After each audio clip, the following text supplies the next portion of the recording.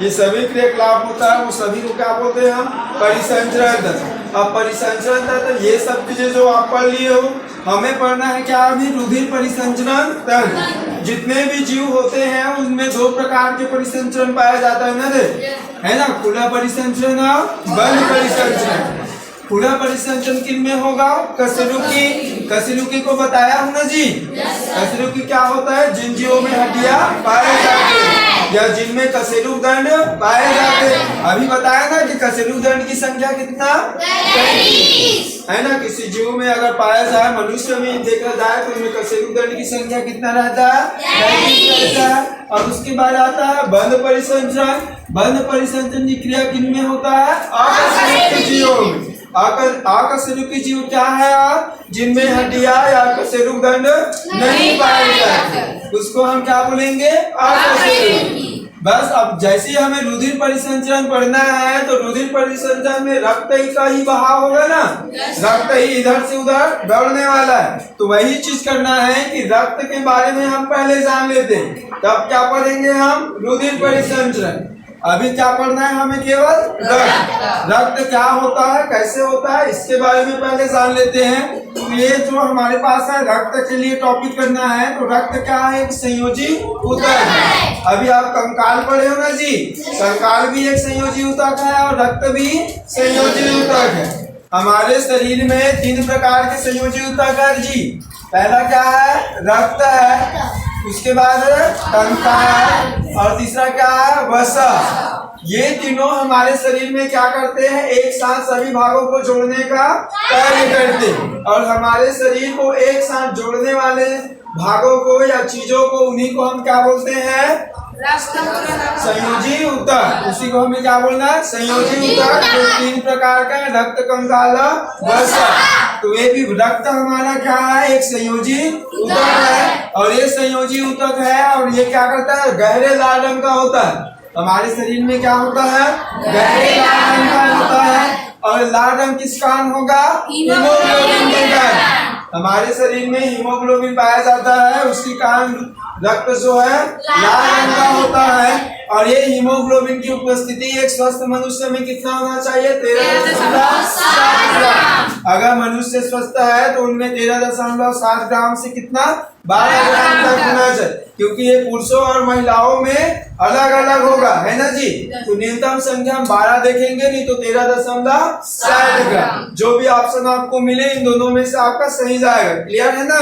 तो हीमोग्लोबिन के कारण रक्त जो है गाढ़े लाल रंग का दिखाई देता है। और इस हीमोग्लोबिन का निर्माण कौन करता है हमारे शरीर में? HBD गाढ़े नंबर का गुणसूत्र। हमारे शरीर में 23 जोड़ी गुणसूत्र पाए जाते हैं ना रे, है ना? 23 जोड़ी गुणसूत्र पाए जाते हैं, जिसमें से 11वें जोड़ी का जो गुणसूत्र रहेगा वह उसका नाम क्या है? HBB। ये HBB गुणसूत्र क्या करता है? हमारे शरीर में हीमोग्लोबिन का निर्माण करता है। और ये हीमोग्लोबिन क्या करता है? रक्त को लाल करता है। इतना क्लियर है ना? Yes sir. अब वहां से देखेंगे ये वाला रक्त समूह हम जान गए, मतलब रक्त के बारे में हम जान गए ना कि रक्त जो है गहरे लाल रंग का होता है। तो क्यों होता है? हीमोग्लोबिन के कारण होता है। तो हीमोग्लोबिन बनता कम है और बनाता कम। ये कंसेप्ट हमारे यहाँ से खत्म। उसके बाद आगे अब हमें क्या पढ़ना है? रक्त के प्रकार। रक्त के प्रकार या बोला जाए रक्त के कण। तो पहला चीज क्या है? WBC, है ना जी? श्वेत रक्त कणिका। ये श्वेत रक्त कणिका क्या होते हैं हमारे शरीर में? अगर मान लीजिए कोई रोगी व्यक्ति है तो रोगी व्यक्ति में कितने दिन जीवित रहेगा? 3 से 5 दिन, है ना? 3 से 5 दिन जीवित रहेगा। अगर मान लीजिए व्यक्ति स्वस्थ है तो उनके शरीर में कितना दिन? 15 से 20 दिन। उनके शरीर में 15 से 20 दिन जीवित रहेगा। मान लीजिए किसी मनुष्य को क्या होगा? Blood cancer. किसी मनुष्य को क्या हुआ है? Blood cancer. तब उस समय क्या होता है? इसका क्या होता है?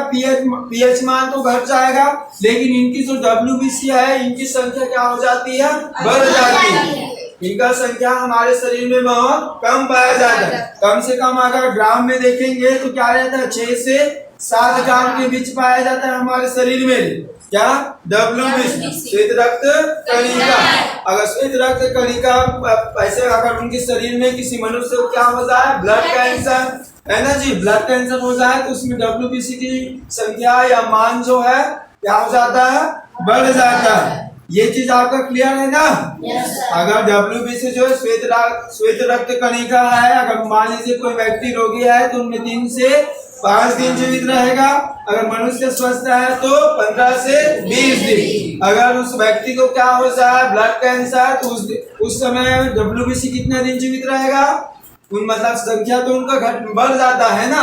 ब्लड कैंसर में उनकी संख्या क्या हो जाएगा, बढ़ जाएगा। 6 से जो 7 ग्राम की जो मात्रा दिखाई दे रहा है वो क्या हो जाएगा, बढ़ जाएगा WBC में। और यही WBC क्या करता है हमारे शरीर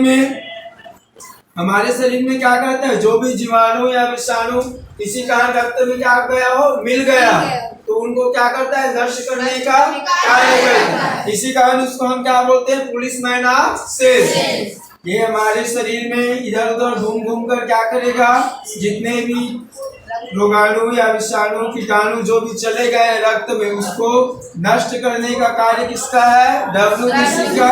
इसी कारण इसको क्या बोला जाता है, पुलिसमैन ऑफ सेल्स, है ना, पुलिसमैन ऑफ सेल्स। ये हमारे शरीर की क्या करता है, रक्षा करता है इनसे, रोगाणुओं से। उसके बाद आता है क्या, RBC।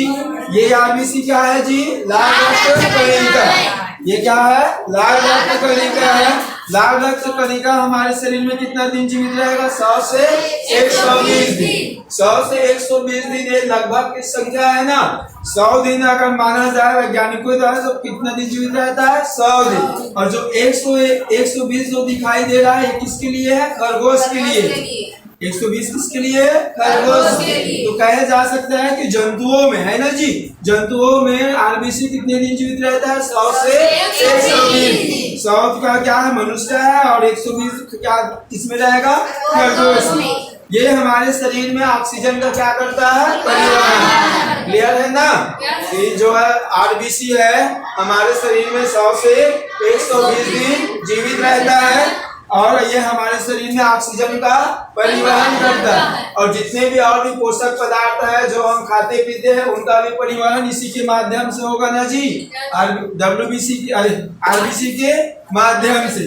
उसके बाद तीसरा आता है क्या, प्लेटलेट, पट्टी का